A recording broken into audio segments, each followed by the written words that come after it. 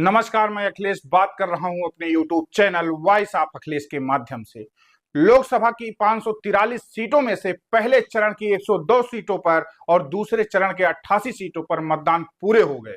यानी दूसरे चरण तक कुल मिलाकर 190 सीटों पर वोटिंग पूरी हो गई है।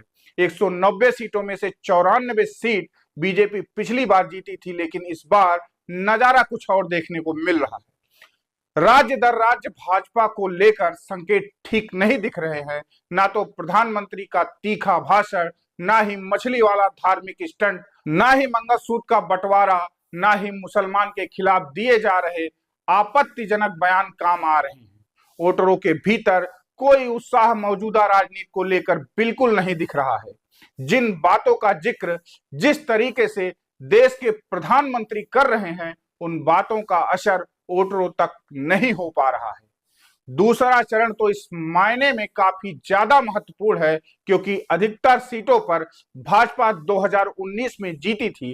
पहले चरण की 102 और दूसरे चरण की 88 सीटों को मिला दिया जाए तो यानी 190 सीट। उन 190 सीटों में से 94 सीट बीजेपी पिछली बार जीती थी।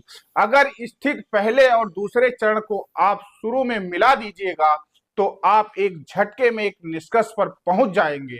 2024 के चुनाव में बहुमत को लेकर संकट मंडराने लगा है। राजनीतिक तौर पर स्थिति यही रही तो बीजेपी के सामने कहीं और मुश्किल तो नहीं आएगी, क्योंकि राज्य दर राज्य जिन सीटों से जो निष्कर्ष निकल कर आ रहा है वह बीजेपी के लिए बेहद चिंताजनक है। इस बार के चुनाव में महाराष्ट्र और राजस्थान के परिणाम बीजेपी को चौंकाने वाले होंगे। खास तौर से जाटलैंड का इलाका हो या जहां किसानों के आंदोलन से निकली हुई जो राजनीति थी, उसके भीतर की स्थिति और आरएलडी के साथ भाजपा के गठबंधन ने भी परिस्थितियां कुछ ऐसी पैदा कर दी, हो सकता है पश्चिमी उत्तर प्रदेश के भीतर भी कई सीटें आपको एक झटके में चौंकाने लग जाएं।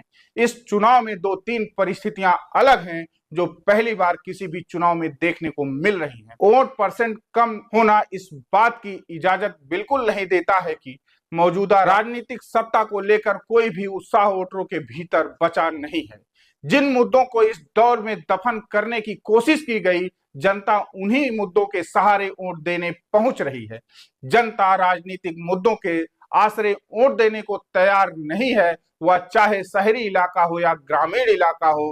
राजनीतिक तौर पर 2014 और 19 में जो बीजेपी के साथ खड़ा हुआ वोट बैंक था, वह पूरी तरह से बीजेपी से पीछे खिसक रहा है। क्योंकि राजनीतिक जमीन कैसे खिसकती है, यह अगर परसेंटेज के हिसाब से आप समझना चाहते हो तो आप शुरू से देखिए। उत्तर प्रदेश में 2014 में 62% वोट पड़े थे, जो 2019 में 1% बढ़कर 63 हो गए।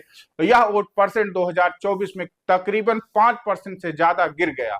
मैसेज बहुत साफ है, इस देश के भीतर वोटों में उत्साह क्यों नहीं आ रहा है, जब प्रधानमंत्री ने इतने तीखे भाषण इस देश की राजनीति में दिए हैं। इसके बाद कोई भी आचार संहिता इस बात को इजाजत दे देती है कि वह कार्रवाई करे, लेकिन इलेक्शन कमीशन ने सिर्फ एक ऐसा नोटिस भेजा। नोटिस का असर यह हुआ कि नोटिस भेजने के 2 घंटे के बाद प्रधानमंत्री की रैली होती है और रैली में फिर वही बात जिसके लिए प्रधानमंत्री को नोटिस भेजी गई थी। दूसरे चरण के 88 सीटों का अगर हम जिक्र करें तो उसमें से 20 सीट केरल की है, जहां पर बीजेपी पिछली बार एक भी सीट नहीं जीत पाई थी, लेकिन बाकी 68 में से 7 सीट भाजपा के पास थी, जिसमें तकरीबन 20 से 25 सीटों का संकट चुनौतीपूर्ण दिखाई पड़ रहा है, जिसमें पश्चिमी उत्तर प्रदेश का हिस्सा इस दायरे में है।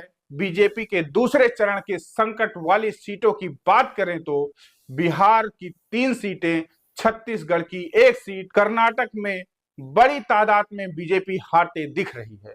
लेकिन मध्य प्रदेश में भाजपा अपना पुराना इतिहास दोहराएगा। दूसरे चरण में उत्तर प्रदेश की 8 सीटों पर मतदान हो गया।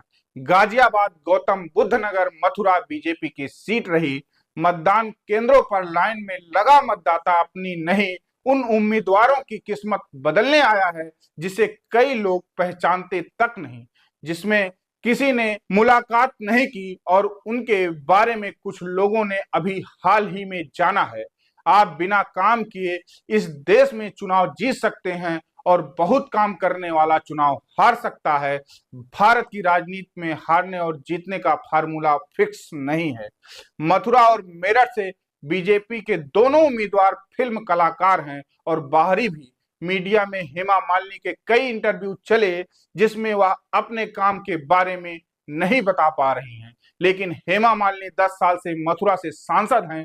सोचना चाहिए कि क्या वह काम की बदौलत वहां से जीती हैं या कुछ वजह कुछ और है। अगर हेमा मालिनी इस बार भी चुनाव जीतती हैं तो भारत के चुनाव को केवल नरेंद्र मोदी की लहर के चश्मे से नहीं देखना चाहिए।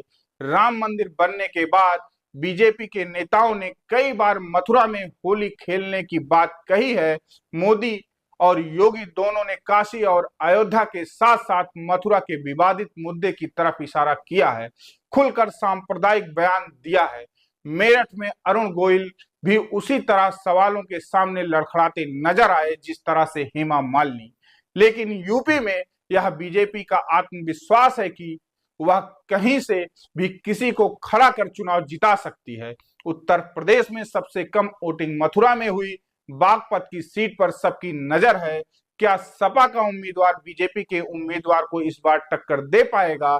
देश में सबसे कम यूपी में मतदान हुआ है। यह आंकड़ा बदलता भी रहेगा। इस वक्त कोई पक्ष नहीं कह सकता कि मतदान को लेकर लोगों में उत्साह है। दावा सब करेंगे जीतने का, वैसे कम मतदान को लेकर मेरा एक सवाल है, क्या युवाओं में धर्म का मुद्दा अब जोश पैदा नहीं कर रहा है? क्योंकि अभी तो 10 साल ही हुए हैं। इस मुद्दे पर तो कम से कम कोई भी युवा अपनी जवानी के 20 साल तो आराम से बर्बाद कर सकता है। मुझे नहीं लगता उत्तर प्रदेश के युवा इतनी जल्दी धर्म के मुद्दे से ऊब जाएंगे।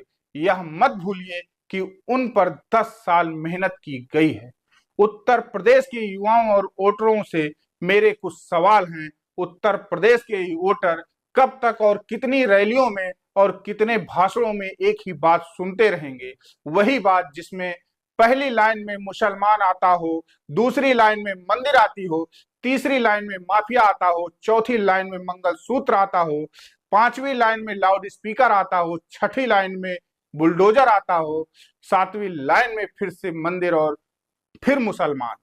लेकिन किसी भी लाइन में रोजगार नहीं आता, कॉलेज नहीं आता, बेरोजगारी नहीं की बात नहीं की जाती। अगर आप ऐसे भाषण देने जानते हैं और यही भाषण 100 रैलियों में दोहरा सकते हैं, सालों साल एक ही भाषण से बोर नहीं होने की क्षमता रखते हैं, तो मेरी एक बात मानिए, आप भारत के किसी भी हिंदी भाषी प्रदेश में नेता बन सकते हैं।